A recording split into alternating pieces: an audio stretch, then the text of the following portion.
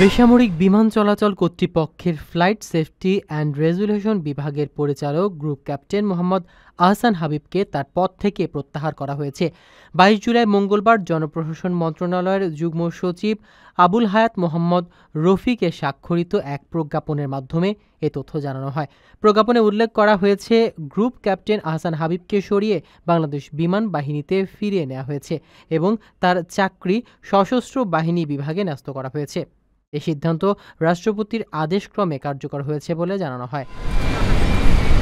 নতুন দায়িত্ব হিসেবে গ্রুপ ক্যাপ্টেন মোহাম্মদ মনিরুল ইসলামকে প্রেষণে বেবি চকের ফ্লাইট সেফটি অ্যান্ড রেজুলেশন বিভাগের পরিচালক হিসেবে নিয়োগ দেওয়া হয়েছে। এ লক্ষ্যে তার চাকরি এখন থেকে বেসামরিক বিমান পরিবহন ও পর্যটন মন্ত্রণালয়ে ন্যস্ত থাকবে।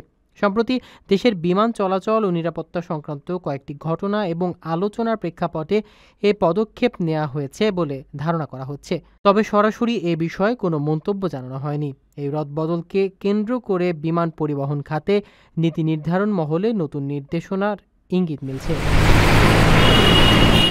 আপনার স্বপ্নগুলো আকাশ ছুবে প্রবাসীর হেলিকপ্টারের মাধ্যমে। বিয়ে, জন্মদিন অথবা যে কোনো বিশেষ প্রয়োজনে হেলিকপ্টার ভাড়া করতে যোগাযোগ করুন স্ক্রিনে দেয়া নাম্বারে। প্রবাসীর হেলিকপ্টার, নিরাপদ ও সাশ্রয়ী বাহনের বিশ্বস্ত নাম।